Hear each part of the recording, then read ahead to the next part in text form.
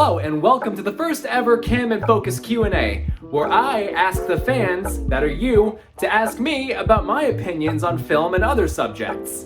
Now I got a lot of questions from you guys, so I'm not going to waste any time, let's just get right to it. Question number 1, what is your favorite Final Fantasy game and why? Well, to be honest, my favorite Final Fantasy game would probably have to be 8.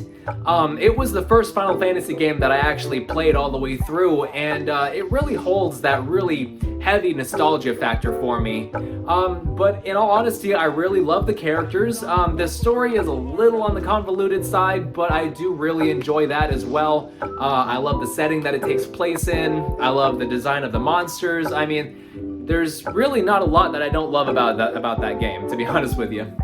Question number 2. What is my favorite genre of movie? Well, to be honest, I don't necessarily have a favorite genre per se, because there are, films that I love within almost every genre. But if I had to say what genre I keep on coming back to, that would probably be science fiction. My favorite films are, Blade Runner 2049, Arrival, Star Wars, things like that. I love things that have to do with space and extraterrestrial things, and things that aren't that don't normally occur in our world. Who do I think is an overrated director, and who do I think is an underrated director? Well, to be honest, as far as an overrated director, I mean, honestly, Michael Bay.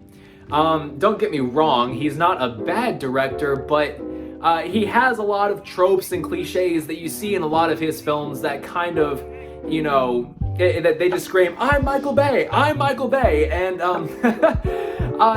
I haven't really seen very many films of his that I actually really like. I've seen films of his that I think are okay, but he doesn't necessarily put out anything that I want to revisit more than once.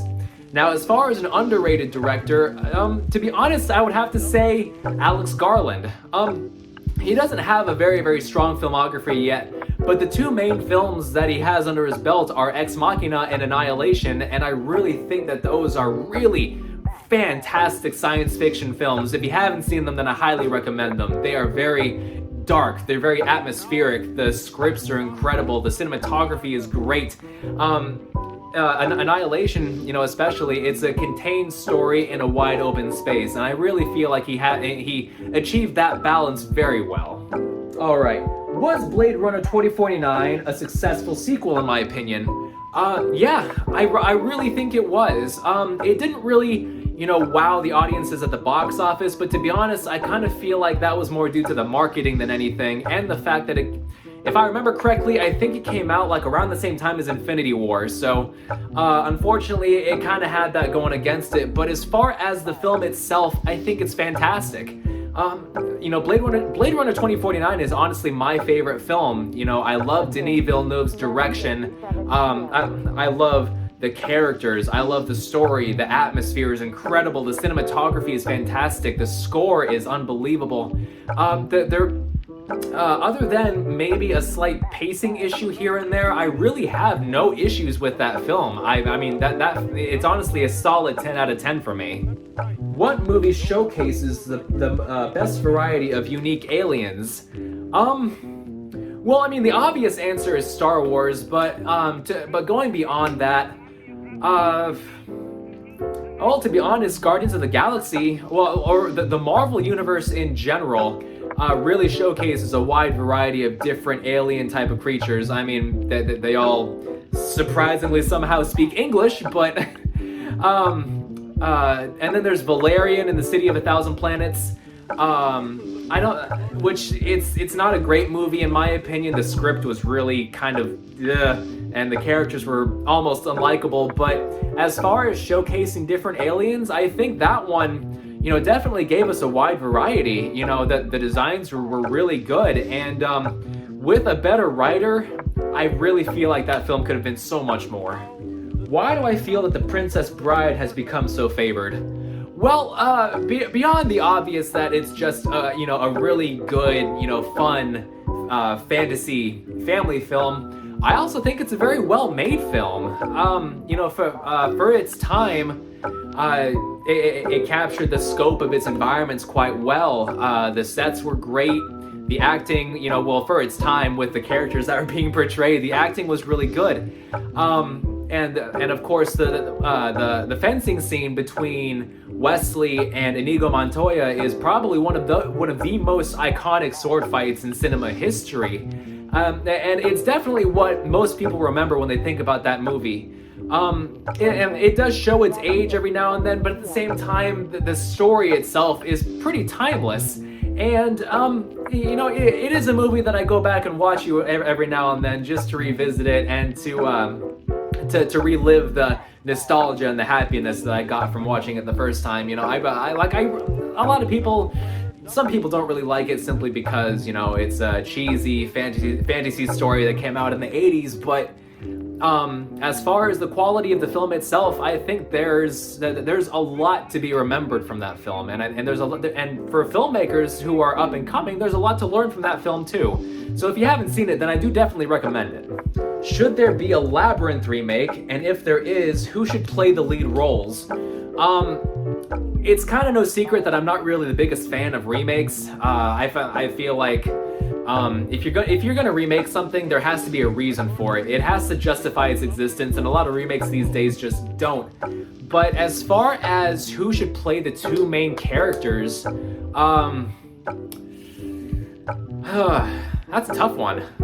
Yeah, to be honest, I don't really have an answer for that because it's so hard to picture anybody but Jennifer Connelly and David Bowie playing these roles. Yeah, I honestly really don't know how to answer that. I can't see anybody else in those roles. How do I think The Last Starfighter holds up against other standalone sci-fi films of this era? I'll be perfectly honest, I've never seen The Last Starfighter. I've heard a lot about it. I certainly know that it exists, but it's unfortunately not a movie that I've ever seen myself, so sorry about that. What is my favorite Indiana Jones film? To be honest, I would have to say Temple of Doom. I have seen all of the Indiana Jones films, and gotta love Harrison Ford. I mean, he carries those movies in a lot of ways. But Temple of Doom, I really feel like was it was the Indiana Jones film that kind of broke the mold. You know what I mean? It took a lot of risks. It went very dark with its subject matter, and it was taking the world of those films in a different direction, and I really applaud it for that. I always love when a film and the screenwriters take risks with the story and with the content, and sometimes it does pay off and sometimes it doesn't. But as far as films that I think of first when I think of Indiana Jones, Temple of Doom would definitely be at the top of the list. What's my biggest inspiration with starting the channel? Well, I assume you mean starting my Cam and Focus show, because the channel belongs to all of Geek News Now. We have a lot of people that, conglomerate and upload a lot of content to it. But as far as my inspiration for my show, back in, I would say 2011, maybe 2012, I started watching people on YouTube like Doug Walker or the Nostalgia Critic, Jeremy Johns, Chris Stuckman, people whose entire lives revolve around film. And they really helped me to open my eyes to look at film critically and, to analyze certain aspects of not just the filmmaking, but the content of the films themselves. And so I really aspired to be someone like that, to be someone who had a lot to say about a movie rather than just it's a good movie, it's a bad movie. I wanted to be able to talk about why. I don't know. I'm kind of going off on a tangent here, but that's kind of where I stand as far as why I made Cam and Focus, just so I can share my love for film with other people. To share my love for analyzing films and looking at the metaphorical meanings behind things, and breaking everything down into in ways that enhance the viewing experience. That's why I wanted to start Cam and Focus. What makes me the happiest when creating my content? Is it the enjoyment that it brings to other people? Well, yeah, definitely. I definitely love that other people can watch my videos and, you know, enjoy them and learn something from them. And that's great, but that's not necessarily why I do this. And to be honest, it's a bit more cathartic for me. I love to talk about film with you know, kind of with like-minded people, I guess you could say. And I don't know very many people who, you know, look at movies in similar ways that I do. And so to be able to get my voice out there, and just, you know, for anybody to listen who has any appreciation for film, it makes me very happy. That's what brings me joy. Just to know that, you know, I can engage in these discussions with people and have really good, cerebral, thought-provoking discussions about film without having to, without kind of falling into the same old rhetoric of, you know, this is a good movie, this is a bad movie. I love to talk about why something is what it is. How supportive is my family? I assume you mean how supportive is my family in, you know, in this project. And that, well, I mean, they're supportive, you know, definitely, you know, that they like that I'm involved in this. But every time I tell somebody about it, the first thing anybody asks is, so do you get, you know, paid for this? And well, I keep on having to tell them we're not quite there yet. You know, that's not the first thing that's on my mind whenever I'm doing these things. But yeah, they're definitely supportive. Would they get involved? Probably not. But you know, that's just kind of the way it is. What is my long-term goal that I'd like to accomplish with this channel? As far as the long-term goal, I just want to continue growing. I want to continue growing, not only in terms of the numbers on the channel, you know, like the subscriber count, the view count, and stuff like that. I want to continue to grow as a film viewer. I want to continue to grow as a film lover, and I am. And so you could say, you know, in that sense, I accomplish my goal every time I upload a video, and that's, you know, you can't put a price on something like that. If I could pick any 3 YouTubers to collab with, who would they be and why? Easy. Chris Stuckman, definitely. I followed his content adamantly for close to a decade now. Doug Walker, nostalgia critic, absolutely. I love his content. I love his videos. They're always so funny, and I always learn a lot from them, even if I haven't seen the film that he's talking about. And Mark of Fanboy Flicks. He's kind of lesser known. He doesn't quite have the subscriber count as Chris Stuckman or Nostalgia Critic. But I love his videos. Every time one of his comes up, I click on it immediately. I watch it immediately. He is extremely funny. If you've never watched Fanboy Flicks, please go check him out. I mean, if you enjoy him, if you enjoy watching people talk about really just weird and bad movies and break them down and, you know, make jokes about them, then he's wonderful. What's the best slapstick comedy of all time? To be honest, in all honesty, I would have to say Naked Gun with Leslie Nielsen. Or really any spoof or parody film from back in those days. They were hilarious. That was back whenever, you know, spoof and parody was like at an all-time high. Because you got films like that, and then you also got films like Austin Powers and Mr. Bean, and, you know, all that kind of thing. And that was back when slapstick was still slapstick. You know, nowadays slapstick comedy is just somebody getting smacked in the head or getting kicked in the nuts. That's really all slapstick is these days. You can't beat the slapstick comedy from the 80s and 90s. I'm sorry, it's impossible. If I could switch 2 characters' cast choices in the film Armageddon, who would they be, and how would the film be viewed? Well, to be honest, I would probably switch around Bruce Willis and Liv Tyler.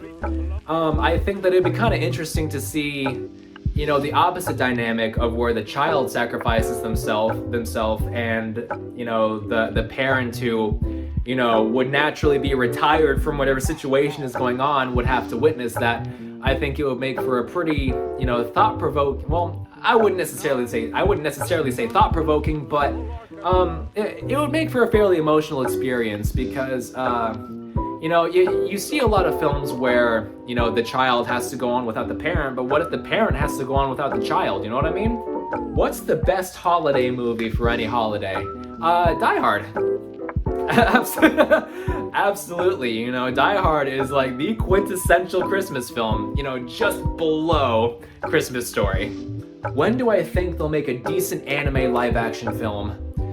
Well, to be honest, it's kind of hard to say. I mean, it really depends on what your definition of decent is, because there have been ambitious live action adaptations before. I know that the Rurouni Kenshin live action adaptation was fairly successful. And to be honest, I'll probably get crucified for this, but to be honest, I really like the Ghost in the Shell adaptation. I thought Scarlett Johansson did a great job. I thought that the script was decent. The cinematography was unbelievable. The score, oh my god, the score was so good.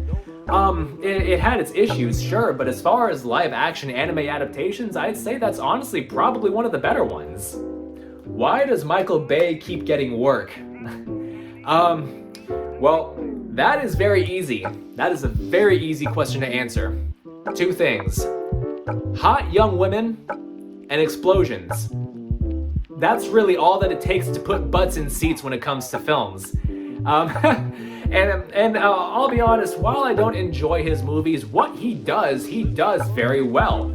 He caters to a certain demographic, and that demographic includes a lot of people, so I can't necessarily fault him for that. I don't like what he does, but he does what he does very well. In my opinion, what would happen if the Sith, the original Sith from the old Star Wars lore, like the Sith race, were to appear in the current Star Wars universe? Well, like any inclusion from the old expanded universe of Star Wars, I would say if they're going to include it, I want it to be done well. That's really my only desire when it comes to things like that. I'm totally cool with them pulling elements from the old EU and inserting them into the current canon. They've done that a lot already in shows like Star Wars Rebels. The Last Jedi did a lot of that. I mean, the sequel trilogy as a whole did a lot of that. The prequels did some of that too. I mean, so it's there. I just want it to be done well if it is done. Melissa McCarthy hasn't made a movie that made money since Bridesmaids and plays essentially the same character in every film. Why is that? To be honest, I mean, it probably has a lot to do with the fact that her husband is directing a lot of the films that she's been in recently. I mean, as far as any kind of personal reasons as to why she does that, it's hard to say.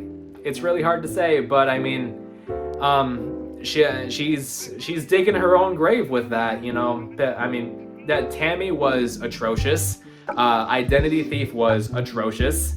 The Kitchen was atrocious. I mean, like she needs to get out of that zone. She needs to expand, because the worst thing is she can act, and she can act well, but she doesn't, and I don't know why. All right, and the last question. What is my biggest cinematic disappointment and why? Not the worst movie I've ever seen, but the one I was most disappointed by.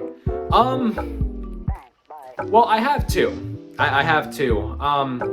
The first one would be The Rise of Skywalker. I was very disappointed in that film.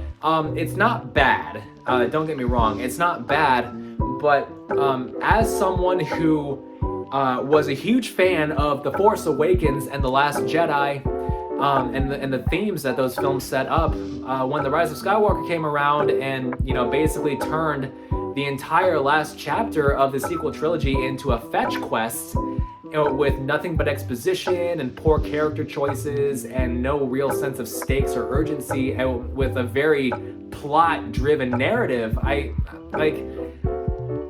I can't bring myself to love that film. I'll go back and watch it if I'm marathoning the series, but as a whole, I honestly try to stay away from that film. It disappointed me immensely. And as for the second film that disappointed me, I would have to honestly say the second Sicario film. The first Sicario is directed by Denis Villeneuve, and it's one of my favorite films. There's no way around that. It's a fantastic film about the dehumanization of war, and the characters are fantastic. The script is so meticulous. The editing and the cinematography are so deliberate and methodical. And the story is so just dark and gritty, and it's just an all-around great, tense thriller.